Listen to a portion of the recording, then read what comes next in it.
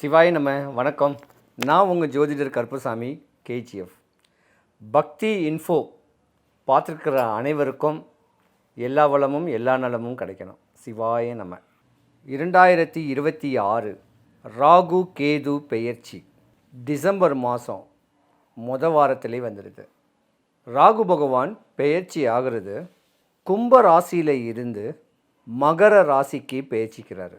இப்போ இந்த மகர ராசியில் பெயர்ச்சிக்கிறனால மற்ற ராசிக்காரர்களுக்கு சாதகம் யாருக்கு 1.5 வருஷமாக அமைய போகுது, பாதகம் யாருக்கு அமையிறதுக்கான வாய்ப்பு இருக்குது. அப்படி பாதகங்கள் அமையக்கூடிய வாய்ப்பு உடைய ராசிக்காரர்கள் இந்த கோயிலுக்கு முறையான வழிபாடுகளை பண்ணிக்கிட்டிங்கன்னா எந்த குறையும் வராது. சிவாயே நம்ம. கடகராசி. கடகராசியை பொறுத்த வரைக்கும் ராகு கேது பெயர்ச்சிக்கு முன்ன வரைக்கும் 8ஆம் இடத்துல இருந்திருக்காரு கும்பராசியில்.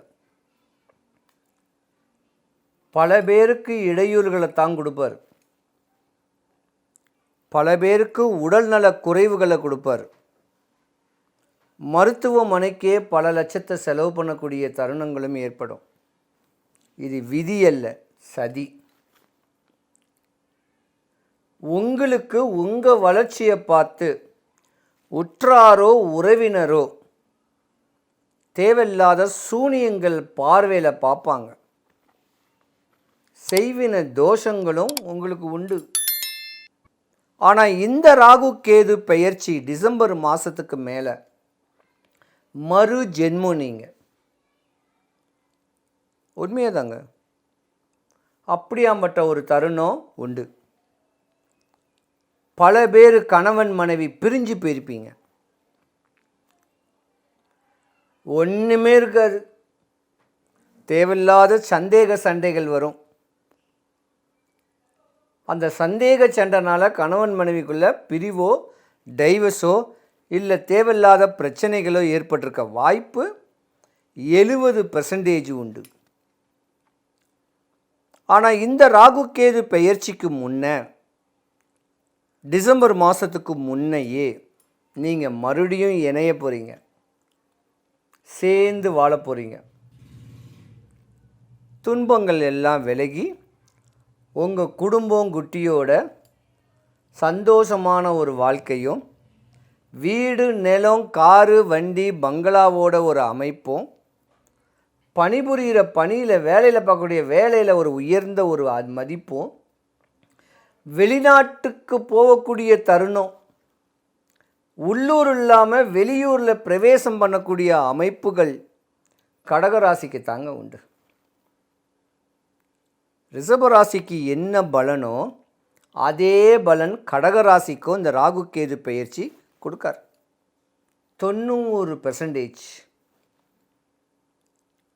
காலத்தாமதமாக கல்யாணம் ஆகாமல் 35 வயசு 40 வயசில் இருக்கக்கூடிய ஆணாக இருந்தாலும் பெண்ணாக இருந்தாலும் சுப நிகழ்ச்சிகளை தரப்போகிறாரு.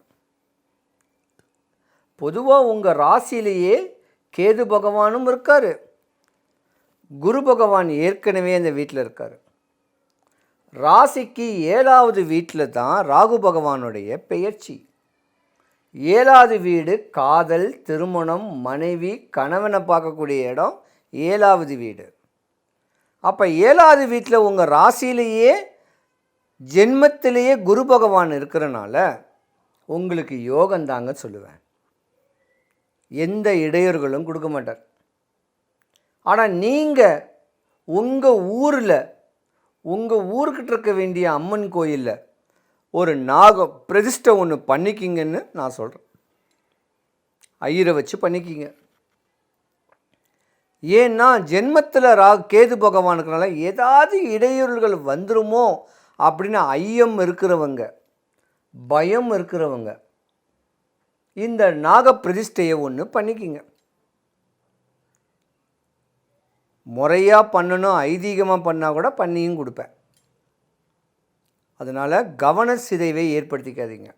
என்னடா ராகு பகவான் போகத்தை கொடுக்க போகிறாரே அப்படின்னு சொல்லிக்கிட்டு காசு பணம் நிறையா கொட்டி 4 திசையிலையும் வருமானம் வந்தவுடனே காரு வாங்குவீங்க, வண்டி வாகனங்கள் வாங்கின உடனே மனைவிக்கு மட்டும் துரோகம் பண்ணாதீங்க.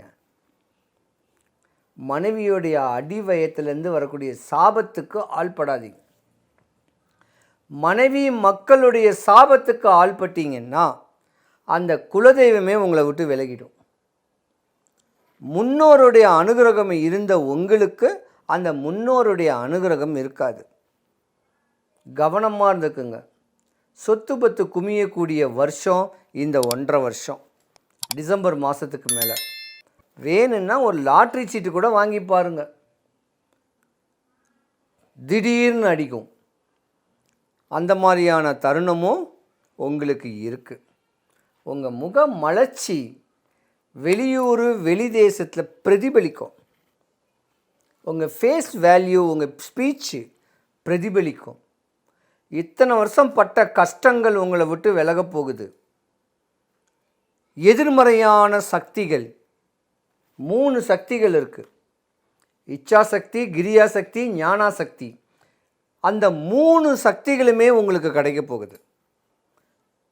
ஜோதிடம் சொல்கிறவங்களாக இருந்தாலும் சரி, ஜோதிடம் படிக்கிறவங்களாக இருந்தாலும் சரி, ஆன்மீக தகவல்களை சேகரிக்கிறவங்க தான் சரி, இந்த மாந்திரிகத்தையும் கற்றுக்கலாம்னு சொல்லக்கூடிய எண்ணங்கள் உங்களுக்கு வரும். இதனால் கண்ணை முழிச்சிருப்பீங்க. கவனமாக இருந்துக்குங்க. கடகராசிக்கார அன்பர்கள் அனைவருக்கும் சுபிக்ஷம், ஐஸ்வர்யம், கடாட்சியம் கிடைக்க எம்பெருமான் மாடம்பாக்கம் தேனுபுரீஸ்வரர் தேனுகாம்பாளுடைய அருளாட்சி உங்களுக்கு கிடைக்க இறைவனை நான் பிரார்த்திக்கிறேன். சிவாய நம. 2026 ராகு கேது பெயர்ச்சி மேஷ ராசி முதல் மீன ராசி வரைக்கும். பொதுவாக ராகு பகவான் பயிற்சி ஆகிறது கும்பராசியிலிருந்து மகர ராசிக்கு பேச்சிக்கிறாரு. கும்பராசிக்கு அதிபதி சனீஸ்வர பகவான் நட்பான வீட்டிலிருந்து மகர ராசிக்கு அதிபதி சனீஸ்வர பகவான் பகைமை வீட்டில் பிரவேசிக்க போகிறார். அப்போ கவனமாக இருக்கக்கூடிய ராசிகளும் யோகங்கள் வரக்கூடிய ராசிகளும் யாருன்னு சொல்கிறேன். மேச ராசி கவனமாக இருக்கணும். மிதுன ராசி ரொம்ப கவனமாக இருக்கணும். கடக ராசியில் ஜென்மத்தில் கேது பகவான், ராசிக்கு 7ஆம் இடத்துல ராகு பகவான், நீங்களும் கவனமாக இருக்கணும். சிம்ம ராசிக்காரர்களும் கவனமாக இருக்கணும். அடுத்து துலாம் ராசிக்காரர்கள், கும்ப ராசிக்காரர்கள் ரொம்ப கவனமாக இருக்கணும். மீதி இருக்கிற ராசிக்காரர்களுக்கு தான் இந்த ராகு கேது பெயர்ச்சி யோகத்தையே கொடுக்க போகுது. அதனால் யோகத்தை கொடுக்க போகுதுங்கிறதுக்காக உங்களுடைய தினசரிகள் செய்யக்கூடிய வேலைகளை மிஸ் பண்ணாதீங்க. இறை அன்பை தேடுங்க. ஆன்மீக ஞானத்தை பிடிச்சிக்குங்க. தெய்வீக அனுகிரகத்தை பிடிங்க. தானம் பண்ணுங்க, தியானம் பண்ணுங்க. முடிஞ்ச வரைக்கும் ஏதாவது ஏழைகளுக்கு கொடுக்கறதுக்கு உதவுங்க. இப்படி பண்ணிக்கிட்டிங்கன்னா எந்த குறையும் வராது. ராசியில் பொதுவாக ஜாதகத்தில் ராகு பகவான் நல்ல நிலைமைக்கு வந்துட்டார்னா பணம் காசு நாளும் 8 திசையிலேருந்து காசு வரும். வீடு வாங்குவீங்க, கார் வாங்குவீங்க, நகை நட்டு வாங்குவீங்க. மனைவி மக்களை சந்தோஷமாக வச்சுக்கூடிய அமைப்புக்கு சுகபோகமான ஒரு அமைப்பு கிடைக்கும். ஆனால் ஒரு ஜாதகத்தில் ராகு பகவான் கெட்டு போயிடுச்சுன்னா அடிக்கடி விபத்துகள் நடக்கும். உடம்பில் சிறு சிறு கட்டிகள் பெரிய லெவலுக்கு வந்துடும். சர்ஜரி நடக்கும். அது குடல் சம்மந்தப்பட்டதோ உடல் சம்மந்தப்பட்டதோ சர்ஜரி. கடனாளியாகி நஷ்டமாவீங்க. கொலை மிரட்டல் விடுவீங்க. கொலை மிரட்டல் விட்டாலே இன்றைக்கி அஃபென்ஸு. ஜெயில் தண்டனைக்கு ஆள்படுவீங்க. ஏன்னா பணம் காசு தராமல் ஏமாற்றிட்டிங்கனாவே அது ஜெயில் தண்டனை தான். அந்த மாதிரி தண்டனைக்கு ஆள்படக்கூடிய தருணமும் ராகு பகவானால் உண்டு. லாங்கு தொலைதூர பயணம் இரவில் ஜேர்னி பண்ணும்போது தேவையில்லாத விபத்துக்கள். புளிய மரம் அப்படின்னு கேட்டாவே ராகு. அப்போ இந்த மாதிரி தருணங்கள் வராமல் இருக்க, நஷ்டங்கள் ஆகாமல் இருக்க நான் மேற்படி சொல்லக்கூடிய ஸ்லோகத்தை சொல்லிக்கிட்டிங்கன்னா தலைக்கு வர்றது தலைமுடியோடு போகும். சொல்கிறேன் ஸ்லோகத்தை.